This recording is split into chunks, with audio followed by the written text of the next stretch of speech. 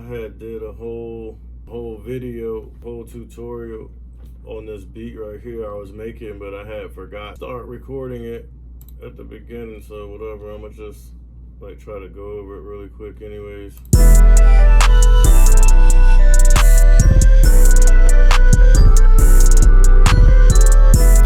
Alright, and basically the melody, like the melody was like a sample. Part of it was a sample and part of it was a loop.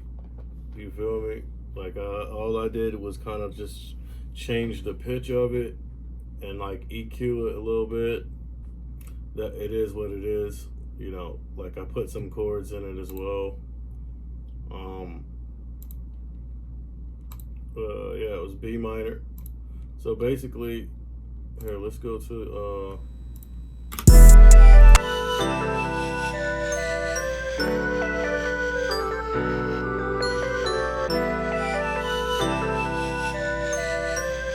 you hear the B minor chord progression, the piano, and then the rest is you got the flute in the beginning, then you have like some organ type keys, like some more piano playing.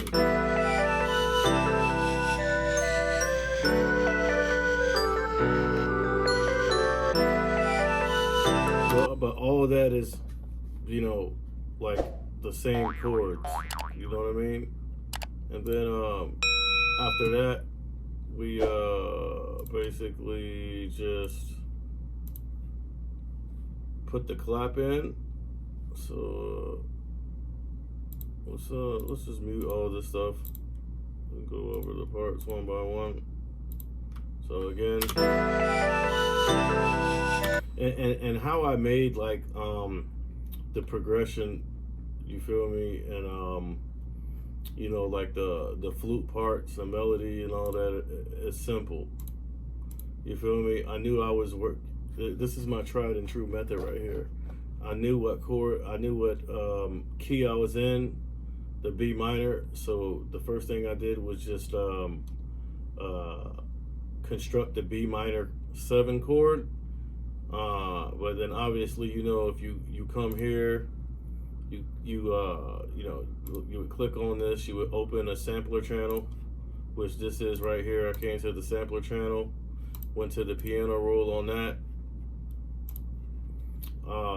came up here to stamp minor 7th. All right, so I clicked minor 7th, then I came over here to the beat. It pasted in a minor 7 chord. So then I highlighted everything and I dragged it out over to encompass 4 bars. All right, then once I did that, I just went ahead and filled in all the rest of the notes that are in that scale. You feel me? So I had a whole octave of that scale, copied it, pasted it, brought it up, laid it on top of here, filled in about 3 or 4 octaves of that scale, dragged them all over. Then I had my blueprint there. So basically at that point, it's easy to come up with the melody or like another layer on top of the progression that you have, because you can, you know, kind of find the sound that you want to use. And then, you know, just, you know, I've even pasted in a bunch of random stuff, you feel me? But just in that scale and played it. And you could take, obviously that's not going to be perfect, but then what you can do is just like move stuff around until you get something that sounds good. And again, I am going to show you guys an example of that, but I just wanted to not have this one go to waste, so I'm just trying to get something up there. But again, that's that part. Basically, that's it. I haven't added anything else to it, because then I had remembered, well, I had stopped to try to take a break and realized that the shit ain't, I hadn't recorded anything. So it's just like 30, 40 minutes of me just talking. All right, so then the second part is this. clap.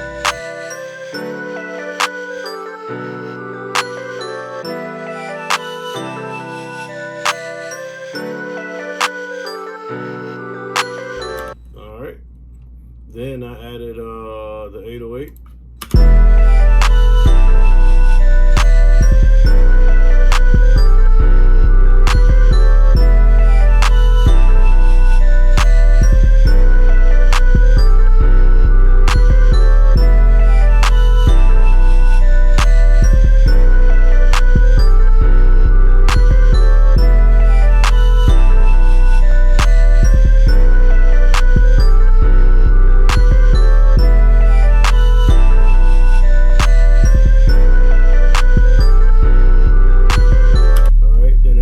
Just added the kick.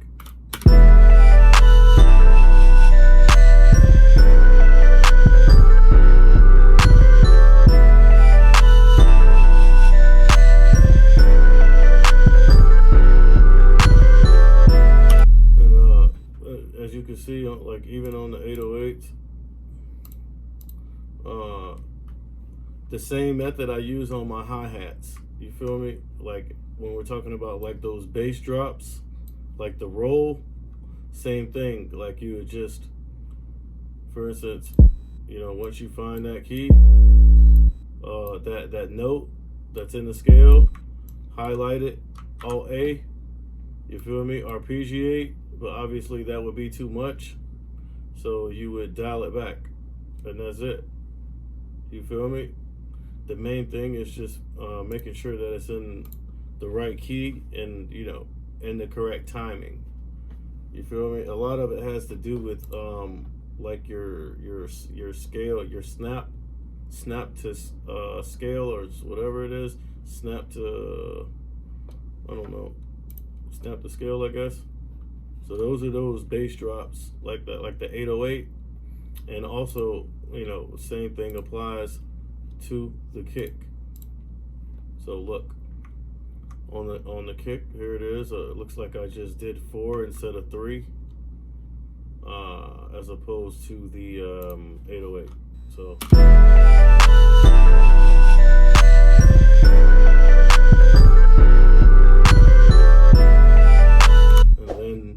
and then I was you know, in the process of doing the hi-hat. The hi-hat isn't finished. You feel me? I just did a basic one, so it's this.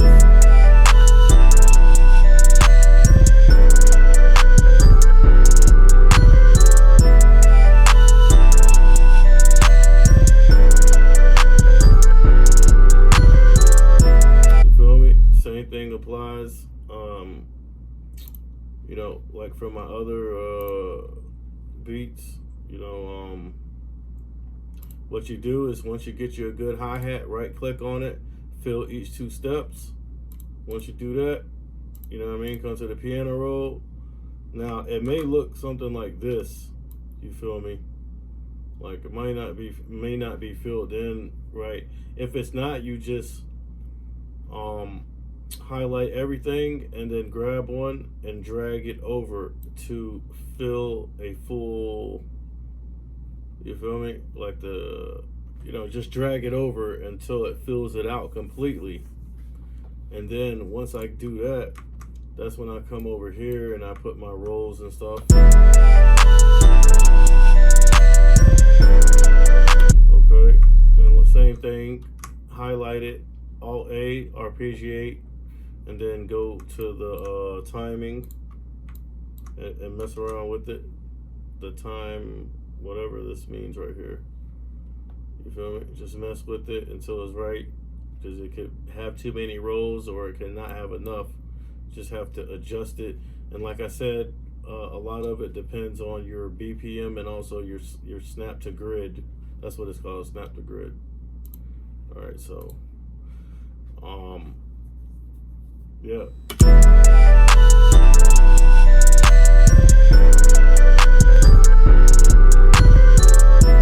Okay, then I went ahead and put an open hi-hat.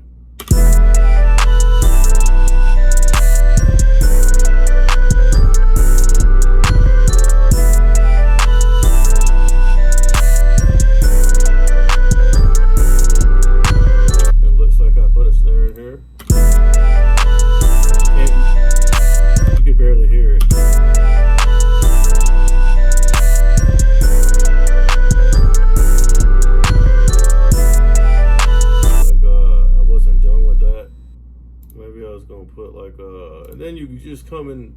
I do like a rough EQ on the sounds as I start using them. You feel me? Even stuff like hi-hats.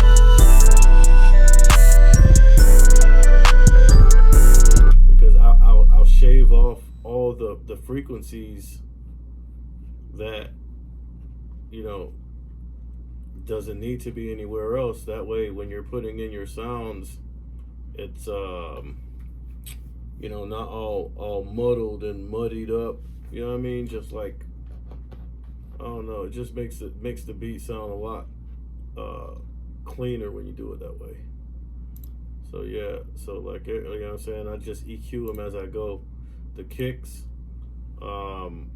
same thing. I cut everything below where you can't hear, and then a good method of doing that is just cutting and then bringing it over till you know, until you just cut all the way until it starts messing with the actual sound. You know, if you're cutting and you're not hearing the difference, then you can keep going more.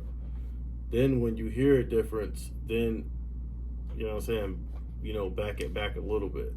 Yeah, that's my method. And I think that's pretty much a lot of people's method, unless they're going for, you know what I'm saying, like a certain sound or something like that. Here, I'll give you an example.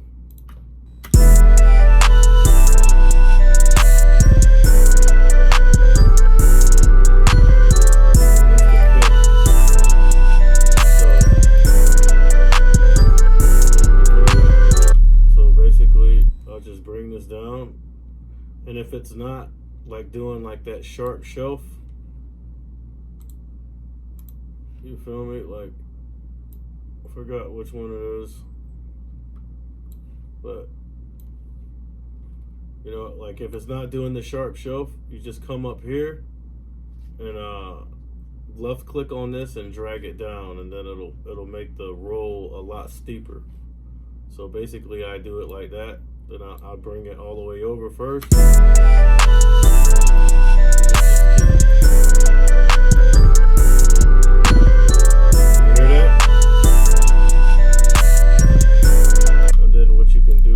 On something like this, let's just solo that real quick. See, it's over too much. See, that's what it's supposed to sound like. And then I'll just bring it over.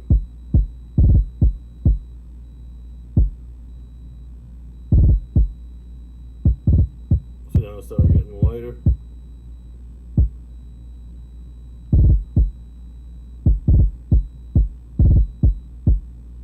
If you bring it over, you'll see something all the way down there, but it cuts right here.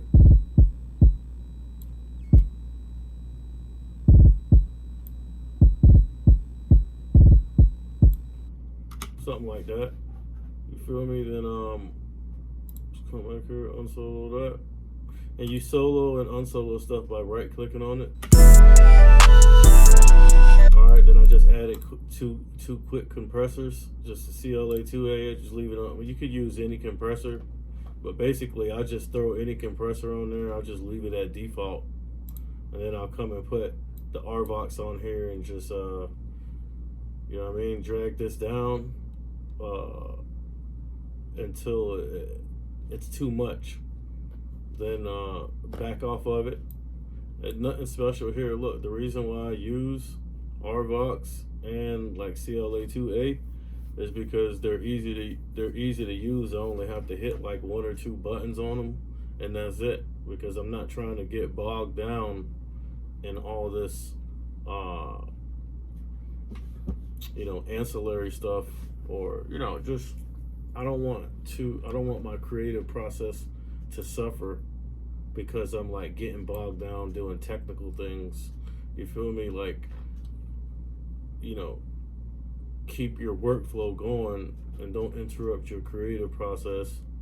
You can always come back and do this stuff later, but I just find it's just better for me to just go ahead and do a quick little EQ while I'm doing it. So then when I do come back to it, like You feel me? Like, I'm not starting from scratch. But the reason, again, that I use these tools is because I could just throw them on there and keep it moving, basically. So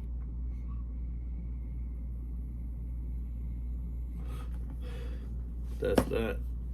And then, I mean, that's all I have.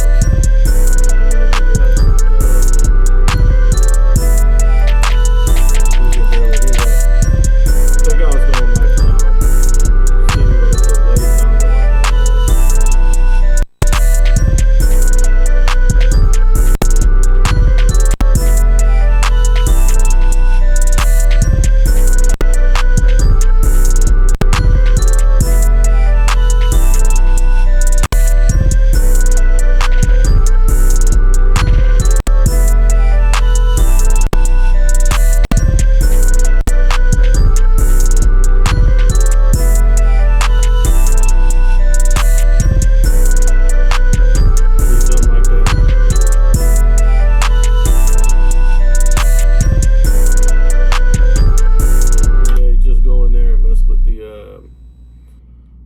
just go through the presets, and then, you know, if it's not, none of the presets are doing anything for you, just go to one, like, you know, stereo effect or something like that, or just leave it on default.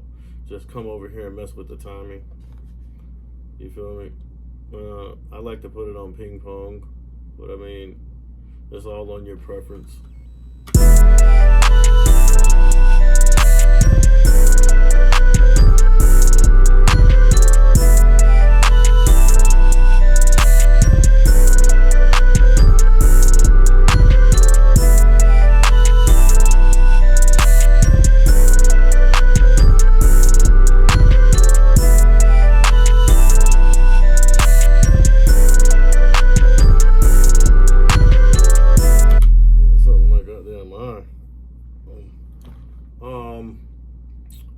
Yeah, but that's what I had there, man.